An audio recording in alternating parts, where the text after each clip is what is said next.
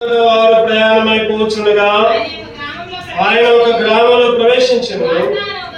Martha అని ఒక స్త్రీ ఆయన తన ఇంట చేర్చుకును. ఆమెకు మరియా అని సహోదరి ఉండెను. ఈయన యేసు పాదముల యొద్ద కూర్చుండి ఆయన బోధ వినుచుండెను. చాలు చాలు. ఇక్కడ ఇద్దరు ఉన్నారు. ఎవరు ఇద్దరు చెప్పండి? మార్తా మరియా. వాళ్ళిద్దరు ఏమవుతారు? సహోదరులు, అంటే అక్క చెల్లెలు. అక్క చాలా మంది మరియా అక్క అంటారు, మార్తా చెల్లెలు అంటారు. ఇంకా వాళ్ళకి ఒక తమ్ముడు. ఎవరు? ఆయన పేరేం పేరు? లాజరు. మరియా. ఈ మరియా పేరు ఏం పేరు అంటే లాజరు అక్క మరియా. బైబిల్లో కొత్త నిబంధనలో ఒక 5 ఉన్నారు మరియలు. చెప్పండి ఎవరెవరు ఉన్నారు? ఒక మరియా యేసు తల్లి, రెండో మరియా మగ్దలేనే మరియా, మూడో మరియా లాజరు అక్క. అంటే బేతనీ మరియా అనొచ్చు. ఈ మరియని ఏమనొచ్చు అంటే బేతనీ గ్రామంలో ఉన్న మరియా, లేకపోతే లాజరు అక్క అనొచ్చు. ఇంకొక మరియా ఎవరంటే మార్కు అనే మారు పేరు గల తల్లి మరియా. ఇంకొక మరియా అంటే క్లోఫా భార్య. 5 మరియలు ఉన్నారు. ఈ 5 మరియల్లో ఈరోజు మనం ధ్యానం చేసే అంశం ఏంటంటే లాజరు అక్క మరియా గురించి ధ్యానం చేద్దాం. బేతనీలో ఉన్న మరియా. ఈ మరియా ఏ విధంగా దేవుణ్ణి ఆరాధించింది, ఏ విధంగా ఈ మరియా దేవుణ్ణి కొనియాడింది, దేవుని స్తుతించింది. క్లుప్తంగా కొన్ని విషయాలు. ఇక్కడ ఒక మాట ఉంది. ఆ మాట ఏంటంటే 39వ వచనం చదవండి. 39. ఆమెకు మరియా సహోదరి ఉండెను. ఈమె యేసు పాదం మీద కూర్చుండి ఆయన బోధ వినుచుండెను.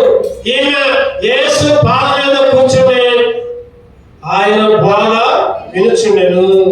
ఈ బేతనీ మరియా యేసు పాదం మీద, పాదాలు అంటే చెప్పండి, దేవుని పాదాలంటే అర్థం ఏంటంటే దేవుని సన్నిధి.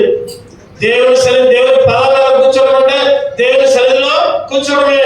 ఈ పాదాలకు ఒక విశిష్టత ఉంది. కీర్తన చదవండి. 99 కీర్తనలు 99 5వ వచనం చదవండి. కీర్తనలు 99:5. మన దేవుడైన యెహోవాను ఘనపరచుడి, ఆయన పాదపీఠం ఎదుట సాగిలపడుడి. ఆయన పరిశుద్ధుడు, ఆయన పరిశుద్ధుడు. ఆయన పాదపీఠం మీద ఏం చేయాలంట? సాగిలపడాలి. ఆయన పాదంలో, ఆయన సన్నిధిలో సాగిలపడేవారుగా ఉండాలి. ఇంకోటి చూద్దారండి. ఎస్కేలు 43వ అధ్యాయం. ఎస్కేలు 43:7. ఎస్కేలు 43:7, 725 పేజీ నంబర్. నరపుత్రుడా, ఇది నా గద్యస్థానము, నా పాదపీఠము. ఇక్కడ నేను ఇశ్రాయేలీయుల మధ్య నిత్యము నివసించను. చాలు. ఇశ్రాయేలీయుల మధ్య నిత్యము నివసిస్తా. ఏమన్నాడంటే అక్కడ ఇది నా గద్య స్థలము. గద్య. ఇంకా ఏముందంటే నా పాదపీఠము, ఇక్కడ నేను ఇశ్రాయేలీయుల మధ్య నివసిస్తా. అదేవిధంగా కీర్తనలు 132:7. ఆయన పాదపీఠాలు మనకి ఏం సూచిస్తాయంటే కీర్తనలు 132:7 ఆయన నివాస స్థలములకు పోదము రండి, ఆయన పాదపీఠం మీదట, ఆయన పాదపీఠం మీదట సాగిలపడదము రండి. ఆయన నివాస స్థలము, ఆయన నివాస స్థలాలకి పోదము రండి. ఆయన పాదపీఠం మీదట సాగిలపడదము రండి. ఆయన పాదము దేవుని మందిరాన్ని, దేవుని సన్నిధిని, దేవుని జ్ఞాపకం చేసుకుంది. ఎందుకంటే ప్రకటనలో 1వ అధ్యాయం, ప్రకటన 1:15 ఆయన పాదాలు ఎట్లా ఉన్నాయంటే ఆయన పాదములు కొలిమిలో కుటుంబం ఏర్పడి నెరవేర్చిన అపరాజితో సమానమైనను. చాలు. ఆయన పాదాలు ఎట్లా ఉన్నాయంటే చెప్పండి, ఎట్లా ఉన్నాయి ఆయన పాదాలు? కుటుంబం కొలిమిలో కుటుంబం ఏర్పడి నెరవేర్చిన అపరంజితో సమానమైనను. అపరంజి, వెండి, బంగారాలు అంతకంటే విలువైన పాదాలు ఆయన పాదాలు.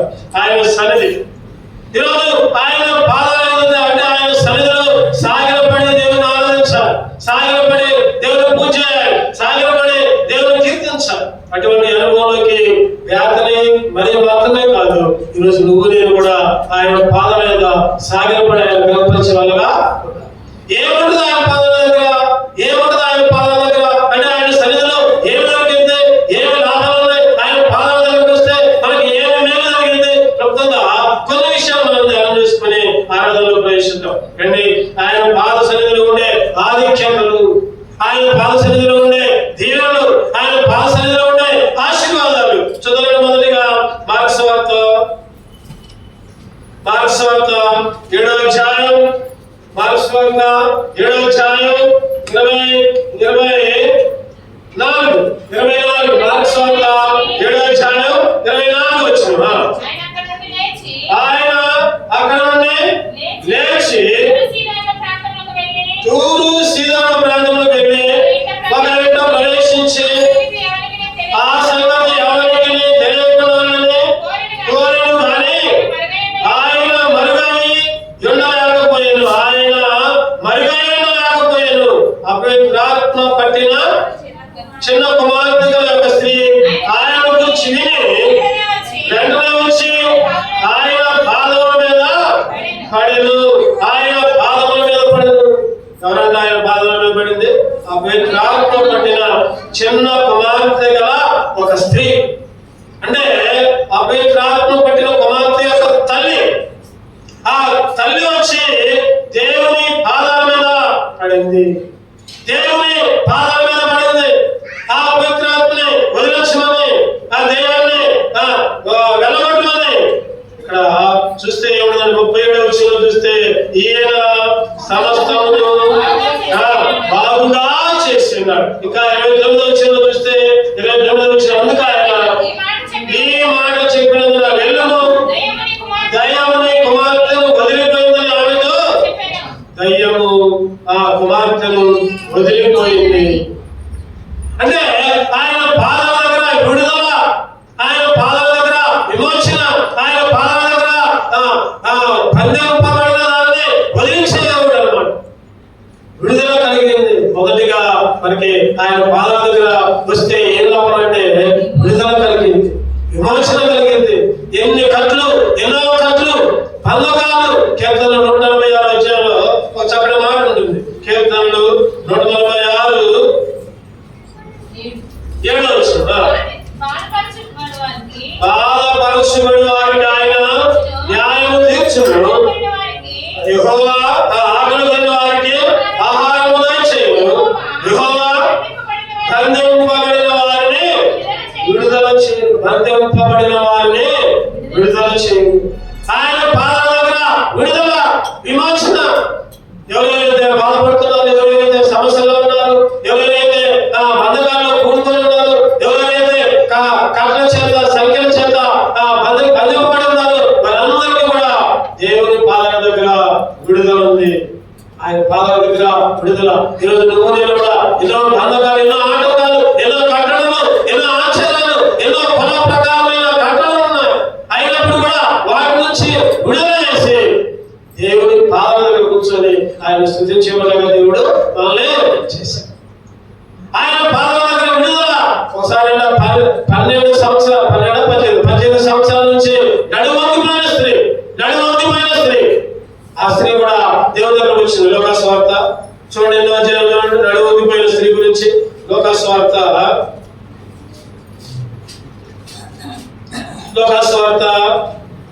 8వ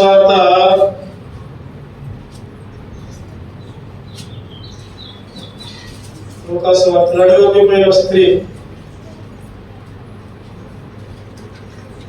యాయీరు గురించి చూద్దాం. లోకాసు వార్త 8వ అధ్యాయం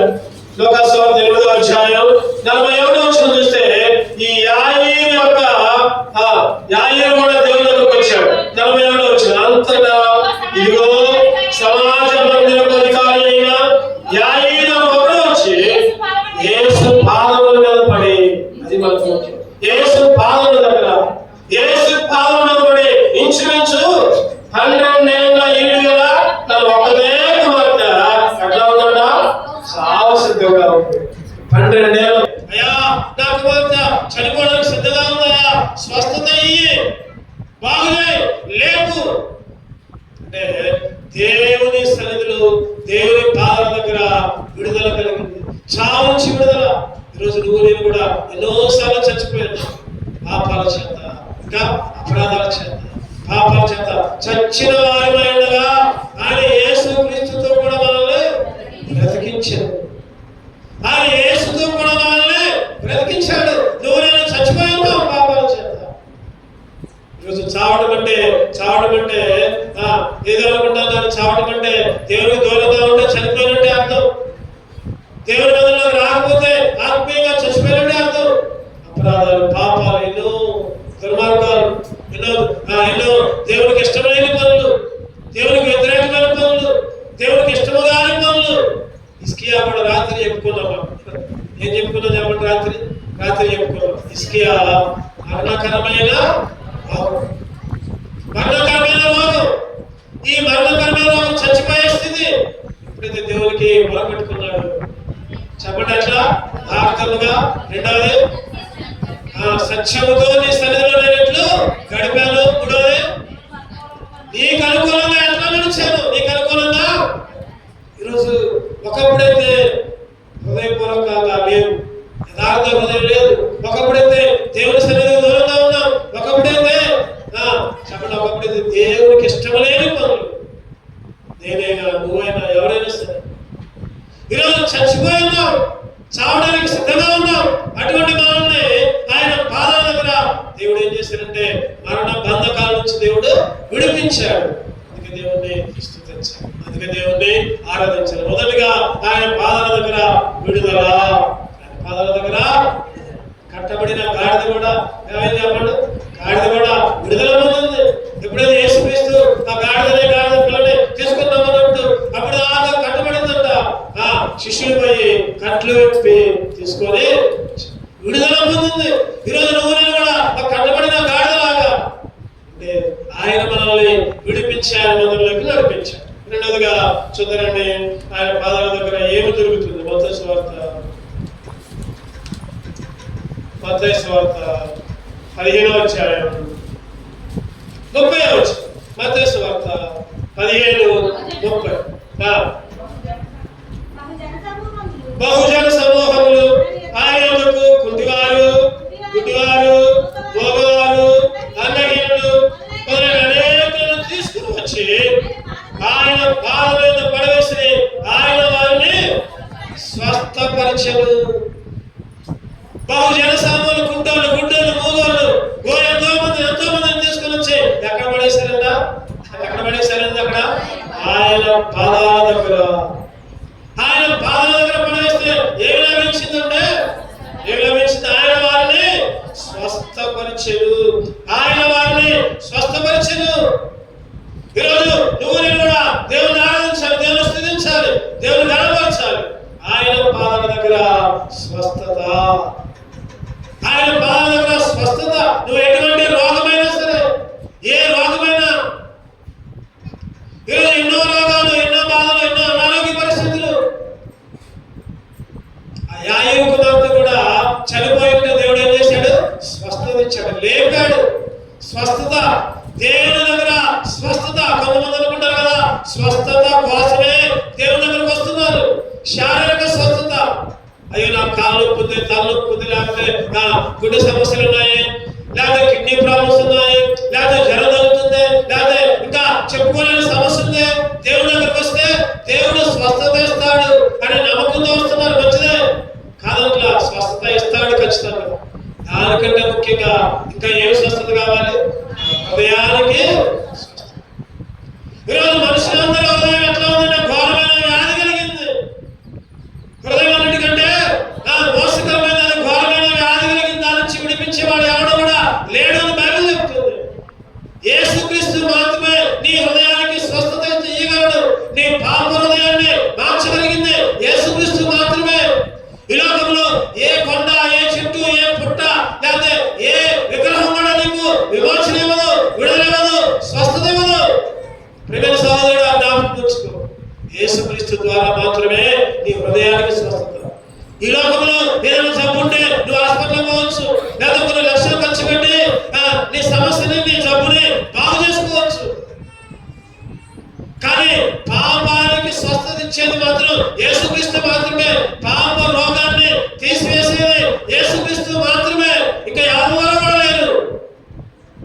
యేసుక్రీస్తు పాదాల దగ్గర ఏముందంటే చెప్పడం ఏముంది? స్వస్థత ఉంది. యేసుక్రీస్తు దగ్గర స్వస్థత. ఆ రక్తస్రావం కలిగిన స్త్రీ చూడండి, ఎన్నో సంవత్సరాలు అనేక తెప్పలు పడి ఏం చేసింది? చివరికి యేసు దగ్గరకు వచ్చింది. అక్కడ కూడా బాధలేదు. ఆయన మార్గంలో వస్తున్నట్టు ఆయన తెలుసుకుని వెళ్ళి రహస్యముగా ఎవరికి తెలియకుండా ఆ గుంపులో పోయి ఏం చేసింది? వస్త్రపు చెంగును పట్టు వెంటనే ఆమె రక్తధార కట్టెను బైబిల్లో. అంటే యేసు దగ్గరకు వస్తే చాలు, నువ్వు స్వస్థత పొందుతావు. ఎన్నో కార్యాలు, ఎంతో మంది కుంటి వాళ్ళని, ఎంతో మంది చనిపోయిన వారిని 38 సంవత్సరాల నుంచి అక్కడే కూర్చున్నారు, అక్కడే పడుకున్నారు, లేవలేకపోయినారు. దోత వచ్చి నీళ్లు కదిలించినప్పుడు ఎవరు ముందు దూకితే వాళ్ళకే స్వస్థత. కానీ ఇలా లేచి లోపల ఇంకొకరు దూకుతున్నారు, స్వస్థపడుతున్నారు, పోతున్నారు. కానీ యేసు వచ్చి వారిని చూచి స్వస్థపరిచారు. ఐదో అధ్యాయంలో చదువుకుంటే 38 సంవత్సరాల నుంచి పడకలో ఉన్న ఆ వ్యక్తిని బాగు చేసిన దేవుడు ఈరోజు నిన్ను కూడా స్వస్థత ఇచ్చే దేవుడు, నీకు నాకు కూడా ఆరోగ్యం ఇచ్చే దేవుడు, స్వస్థత ఇచ్చే దేవుడు. అన్నిటికన్నా ముఖ్యంగా పాపరోగాన్ని తీసివేసే దేవుడు. పాపాల నుంచి విడుదల. ఆయన అన్నాడు కదా, నేను పాపులను రక్షించడకే కానీ ఇంకా దేనికి ఈ లోకంలోకి రాలా, ఇంకా దేనికో రాలా, నీతి మందుల కోసం రాలా. ఆయన పాపుల కోసమే వచ్చాడు, పాపుల కోసమే తన రక్తాన్ని కార్చాడని బయలు చెప్తుంది. యేసుక్రీస్తు పవిత్ర రక్తం ద్వారా మనకి విడుదల, మనకి స్వస్థత. అందుకే దేవుణ్ణి ఆరాధించాలి. ఆయన పాదాల దగ్గర స్వస్థత. ఒకటో చెప్పండి, ఆయన పాదాల దగ్గర విడుదల. రెండోది, ఆయన పాదాల దగ్గర స్వస్థత. ఒకప్పుడు నువ్వు నేను కూడా పాపలోకంలో పడి ఉంటే ఆయన పాదాల దగ్గర ఈ పాపలోకానికి విడుదల, స్వస్థత వచ్చింది. ఆయన పాదాల దగ్గర ఆరాధించే భాగ్యాలు ఇచ్చారు. మూడవ చదువుతారండి, లోకస్వార్త 7వ అధ్యాయం. లోకస్వార్త 7వ అధ్యాయం 38. వెనుక తట్టు ఆయన పాదముల నిలబడి ఏడ్చుచు కన్యలకు ఆయన పాదములను తడిపి తన తల వెంట్రుకలతో తుడిచి ఆయన పాదములను ముందు పెట్టుకుని ఆ అత్తరు వాటికి ఆ ఊరిలో ఉన్న ఆ పాపురాలైన ఒక స్త్రీ యేసు పరిసయ్య భోజనం ఇచ్చున్నాడని తెలుసుకుని ఆ గుడి అత్తరు తీసుకుని ఆయన పాదాల దగ్గర కుమ్మరించింది. ఆయన పాదాల దగ్గర కుమ్మరించింది. ఏ లాభం వచ్చింది ఆమెకి? ఏం జరిగింది? 46వ వచనం. నీవు నూనెతో నా తల అంటలేదు, కానీ ఈమె నా పాదములకు అత్తరు పూసింది. ఆమె విస్తారముగా ప్రేమించిన కనుక ఆమె విస్తార పాపములు క్షమించబడినవి. ఆమె విస్తారముగా ప్రేమించిన కనుక ఆమె విస్తార పాపములు క్షమించబడినవి. పాపాలు క్షమించబడ్డాయి. ఆయన పాదాల దగ్గర మూడవగా ఏంటంటే లాభం చెప్పండి? క్షమాపణ. ఆయన పాదాల దగ్గర నీకు నాకు క్షమాపణ. ఎన్నో ఘోరమైన పాపాలు చేస్తాం, ఎన్నో దేవునికి అనుకూలమైన పనులు చేయక దేవునికి ఇష్టమైన పనులు చేసుకుంటూ దేవుణ్ణి ఎన్నోసార్లు సిలువ వేసుకుంటూ చెప్పండి. ఆయన బిడ్డలంట, దేవుని బిడ్డలంట, ప్రతిరోజు కూడా దేవుణ్ణి ఏం చేస్తారంటే సిలువ వేస్తారు. పోయినసారి చెప్పుకున్నాం.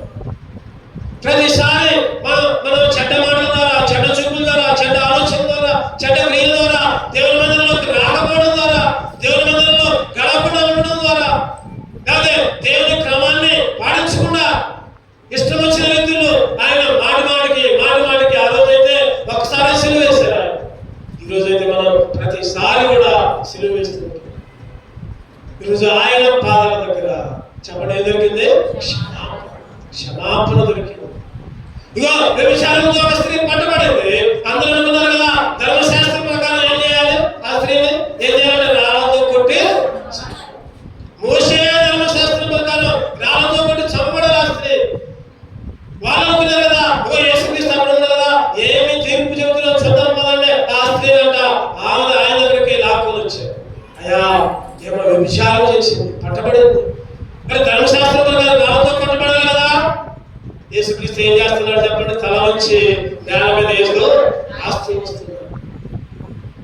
ఏం చెప్పండి అందరూ కలిసి మూకుముడుగా అడుగుతున్నారు. ఈ స్త్రీని రాళ్ళతో చంపాలి కదా.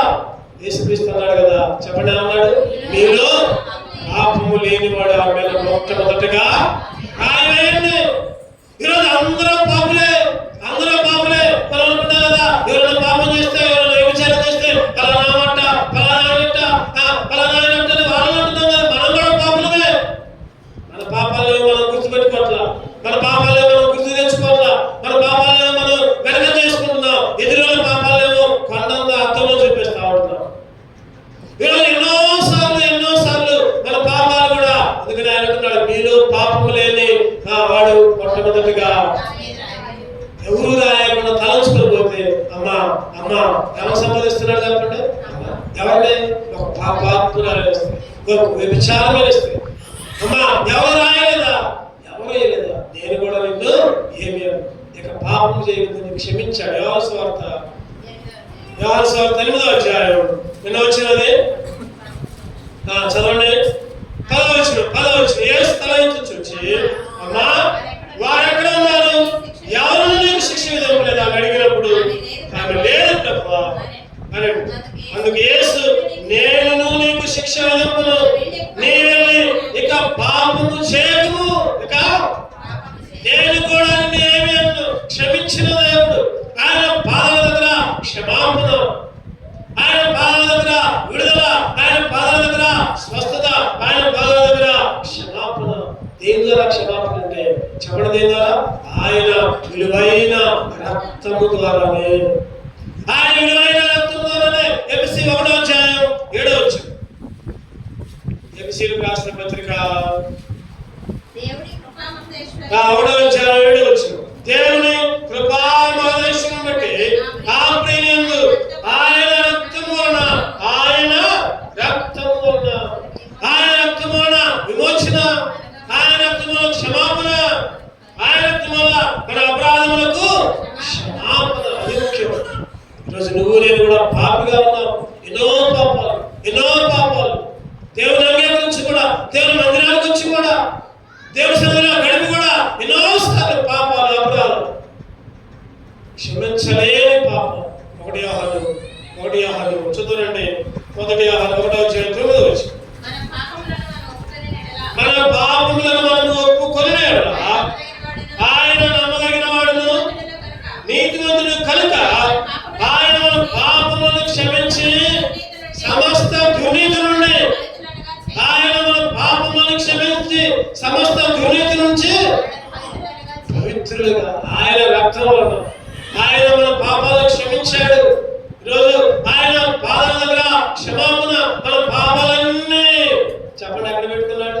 తూర్పు నుంచి పడవలోకి విసిరేశాడు.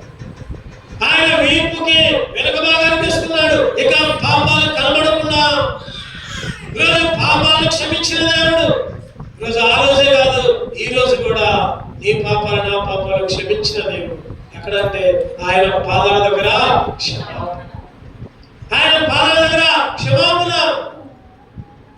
క్షమించితివి మానవుల పాపములెల్లా, క్షమించితివి మానవుల పాపములెల్లా, విరోధులకు ప్రేమ చూపు దయామయుడవు, విరోధులకు ప్రేమ చూపు దయామయుడవు, పాపములను క్షమించడి ప్రేమనాథుడా, పాపములను క్షమించడి ప్రేమనాథుడా.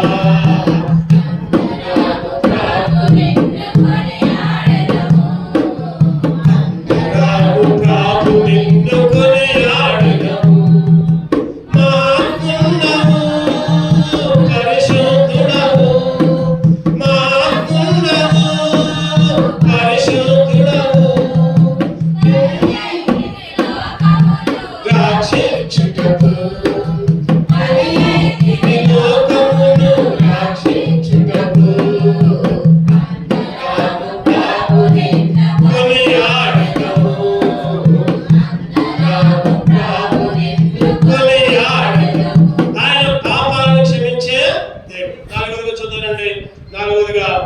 సువార్త 28వ అధ్యాయం. మత్తయి సువార్త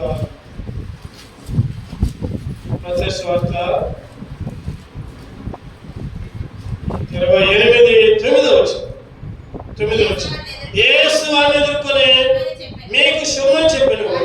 వారు ఆయన ఎదురుకు వచ్చి ఆయన పాదములు పట్టుకుని ఆయనకు మొక్కగా, యేసు భయపడకుడి, యేసు భయపడకుడి. 4వదిగా ఆయన పాదాల దగ్గర ధైర్యం. చెప్పండి, ఆయన పాదాల దగ్గర అభయం, భయము లేదు. ఆయన పాదాల దగ్గర ధైర్యం పరిచాడు. ఎన్నో విషయాల్లో ధైర్యం లేక భయపడి ఎన్నోసార్లు ఈ జీవిత యాత్రలో ఎన్నో శ్రమలు, ఎన్నో బాధలు, ఎన్నో ఇబ్బందులు, ఎన్నో ఇరుకులు, ఎన్నో కష్టాలు, భయపడుకుంటూ అయ్యో ఏంటి నా పరిస్థితి ఎన్నోసార్లు ఈ విధంగా ఉంటే దేవుడు అంటున్నాడు కదా, చెప్పండి, ఆయన పాదాల దగ్గర ఏమంటున్నాడంటే భయపడకుడి.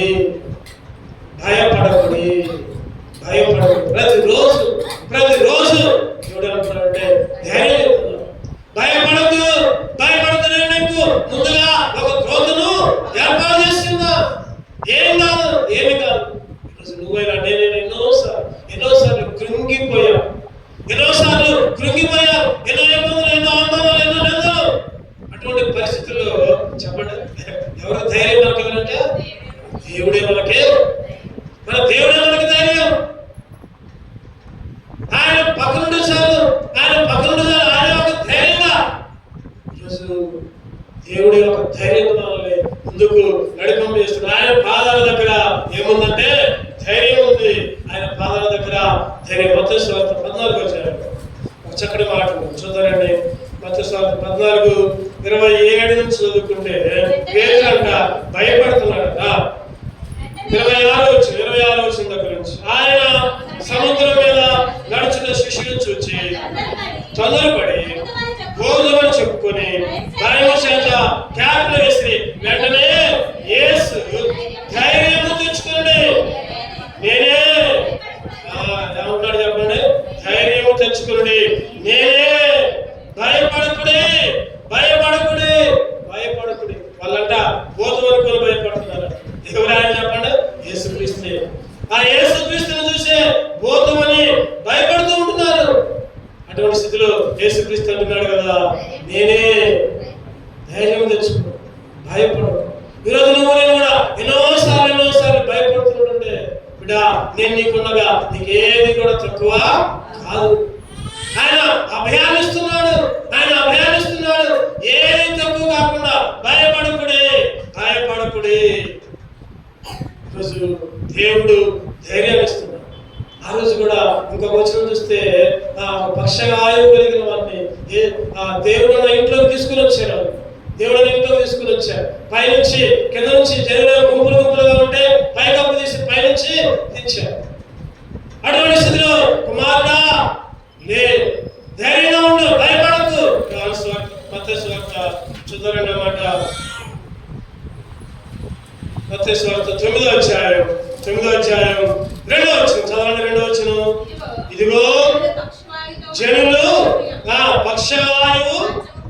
పక్షవాయువుతో మంచం పట్టిన ఒకరిని ఆయన ఎదురు తీసుకుని వచ్చి యేసు వారి విశ్వాసము చూచి, కుమారుడా ధైర్యముగా ఉండు, పాపాలు ధైర్యముగా ఉండు. ఆయన రక్తము వలన ఈరోజు నీకు నాకు ధైర్యం వచ్చింది. ఆయన సన్నిధిలో ధైర్యం, ఆయన మరణించి తిరిగి రావడం ద్వారా. ఎబ్రీయులకు రాసిన పత్రిక చూద్దారండి. ఎబ్రీయులకు రాసిన పత్రిక 10వ అధ్యాయం. ఎబ్రీయులకు రాసిన పత్రిక 10:20 చదవనమాట. సహోదరులారా, యేసు మన కొరకు ప్రతిష్ఠించిన మార్గమున అనగా నూతనమైనది, జీవము కలిగింది, ఆయన శరీరం ఏర్పరచబడినది మార్గమున ఆయన రక్తం వలన పరిశుద్ధ స్థలమునందు ప్రవేశించడానికి మనకు, చెప్పండి దేనికన్నా ధైర్యం, ఆయన రక్తము వలన ఈ స్థలంలో కూర్చున్నాము. కారణం ఏంటంటే ఆయన రక్తం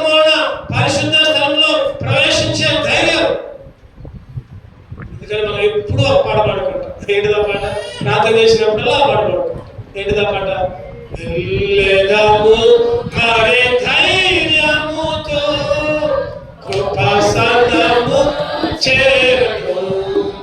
వెళ్ళేదాము మరి ధైర్యముతో కృపాసనము చేరును.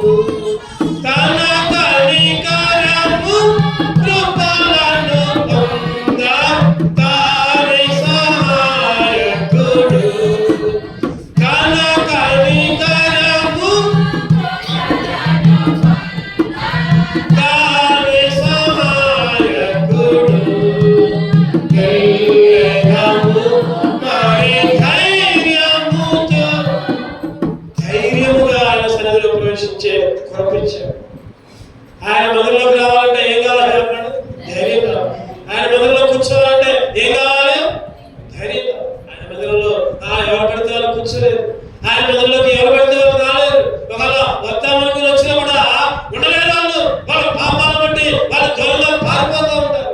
ఈరోజు ఒక ధైర్యముగా ఆయన కృపాసనం దగ్గర మొదలుపెట్టే భాగ్యాన్ని, ఆయన కృపాసనం దగ్గర ఆయన భుజించే భాగ్యాన్ని, ఆయన కృపాసనం దగ్గర ఆయన స్తుతించి ఆరాధించి గర్వపరిచే భాగ్యాన్ని దేవుడు మనకిచ్చాడు. ఈ రక్తం వలన పరిశుద్ధ స్థలములో ప్రవేశించే ధైర్యాన్ని ఇచ్చాడు. నీ పాదాల దగ్గర ఏం దొరికింది? ధైర్యం. ఎన్ని చెప్పండి. ఒకటోది ఆయన పాదాల దగ్గర విడుదల, విమోచన. రెండోది ఆయన పాదాల దగ్గర స్వస్థత. మూడోది ఆయన పాదాల దగ్గర క్షమాపణ. నాలుగోది ఆయన పాదాల దగ్గర ధైర్యం. చివరిగా ఇంకోటి చూసుకుని మనం ఉపయోగించుకోం. ఐదవదిగా లోకస్వార్థ 10వ అధ్యాయం లోకస్వార్థ 10 మనం చదువుకున్న భాగంగా చూస్తే 42 మరియా ఉత్తమమైన దాన్ని ఏర్పరచుకున్నాడు. అది ఆమె యొద్ద నుండి తీసివేయబడింది. ఇందాక మనం చదువుకున్న 39వ వచనంలో ఈమె యేసు పాదం మీద కూర్చుని ఆయన బోధ ఇచ్చుడను. ఆ బోధ ఎటువంటిదంటే చెప్పండి, ఎటువంటిదంటే ఉత్తమమైనది. ఉత్తమమైన దాన్ని గమనించే వాక్యం. ఉత్తమమైన దాన్ని మరి అంట ఆయన పాదాల దగ్గర బోధ. ఆ బోధ గురించి దేవుడు ఏమని చెప్తున్నాడంటే ఈమె ఉత్తమమైన దాన్ని ఏర్పరచు. ఈరోజు నువ్వు నేను కూడా ఉత్తమమైన దాన్ని వెంబడించే వాక్యాన్ని దేవుడు ఇచ్చాడు. ఈరోజు లోకంలో ఎన్నో మాయలు, ఎన్నో కపటాలు, ఎన్నో మోసాలు ఎన్నో ఉంటున్నాయి. వాటినన్నింటినీ వెంబడించకుండా వాడి దగ్గర ఉండకుండా వాడికి దూరంగా ఉండి ఉత్తమమైన మార్గంలో, ఉత్తమమైన దేవుని సన్నిధిలో ఆయన పాదాల దగ్గర ఎన్నుకునే భాగ్యాన్ని ఇచ్చాడు. ఉత్తమమైన దాన్ని. అందుకనే కీర్తనలో పాట ఉంటుంది, యెహోవా ఉత్తముడని రుచి చూచి. 34వ కీర్తన చదవడం అన్నమాట. కీర్తనలు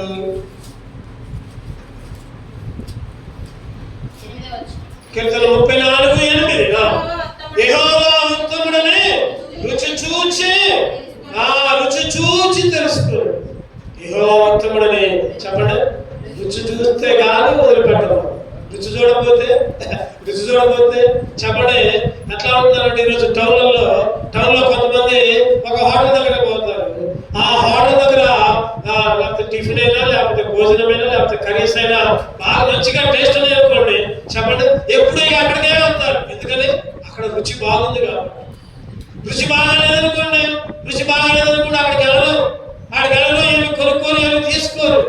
రుచి ఉంది కాబట్టి లేకపోతే దూరమైనా సరే మళ్ళీ అక్కడికే వెళ్తారు. ఈరోజు దేవుని సన్నిధి కూడా. అందుకనే కీర్తనకారుడు అంటున్నాడు కదా, యెహోవా ఉత్తముడని రుచి చూచి యెహోవా ఉత్తముడని రుచి చూచి యెహోవా ఉత్తముడని ద్రాక్షారసాయనిచ్చి నేదాన్యుడనై ద్రాక్షారసాయనిచ్చి నేదాన్యుడనై యెహోవా ఉత్తముడని